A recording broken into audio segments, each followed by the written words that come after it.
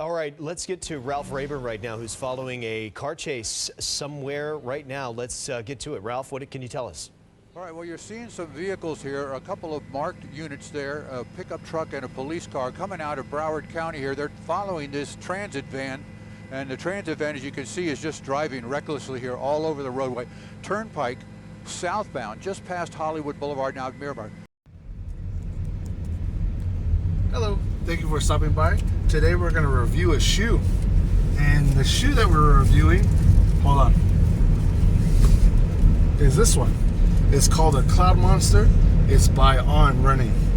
The reason why I like this shoe is because it was one of my first, I want to say long ultra marathon shoe. I say ultra marathon because anything above 1 mile I consider an ultra marathon. But the thing about it is that when I started getting into running, I wasn't sure what shoe to get. And one of my favorite YouTubers, his name is Nick Simmons, and on his channel he had one of his Olympics buddies come on there. I don't know how his name right now, but I'll probably put it in the description. He said that he is one of the ambassadors for On Running shoes, and I said, oh, you know, if Nick Simmons wearing it and he says it's good out of the box, I should try it too. So that's what I'm doing, is that, or not, that's what I did. And I tried, I'll probably do a review on that one later, but this would be my second running shoe. There's two versions of this, the Cloud Monster 1 and 2. This is the number 1.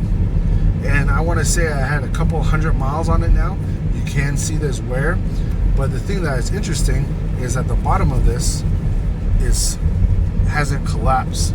With other shoes I had before, like Nike, where they have those air pockets, they have always collapsed on me. And I'm not the skinniest of a person, so with these I can run long distance. I feel more comfortable. And another thing with it is that with they call the toe box, Nike, Reebok, Hoka, Brooks. When I run with those shoes, and I had every one of those shoes for running before I even got to On, was that it caused a lot of problems in my feet. Oh, that's weird. So, especially when I would be running uphill or downhill, a lot of the pain would happen in the front of my toes. And when I took out my shoe, and I know a lot of runners probably experienced it, is that constant hitting against the front of the toe box would cause your toes to turn purple because it's bruised. With On, when I switched to them, it eliminated all that pain. And I know you want to take care of your shoes by, you know, clipping your toenails and making sure they're not dirty. But they have that wides, and you could be answering yourself, oh, you know, why don't you get a Nike, Brooks, Hoka, Reebok, New Balance in a wide version? Well, I do have wide feet, and I had those kind of shoes, but the thing about it was that it would still have that problem. I know from my knowledge is that Ons don't have that kind of option, but they always specified, and it was always, how would you say, I never had that problem with the pain in my toes. So I know probably a lot of this is nonsense, but I do recommend this. They have really good customer service, because my other shoe I had, the bottom part started coming off, and I believe it was because I was probably running in water or the weather, or it wasn't done right. But I did message them, and within a day they messaged me back asking me what was going on. They sent me a little form to fill out, and I was ready to send it back, or I was ready to fix it, you know, get some shoe glue put on there and fix it. But they said, no, we'll send you another pair and just throw the other ones away. But I did keep the other ones because they were my second pair of Ons, and there's some sentimental value with me with those, because I did do an ultra marathon with them, which is the 28-mile heavy marathon. And from now, you know, every shoe I do get, and I know people, oh, it's pricey, but due to the price, their longevity does last for a long time. So that's why I like On shoes. I have bought my brother, Chelsea, and my daughter's On shoes, and they have said they liked it too.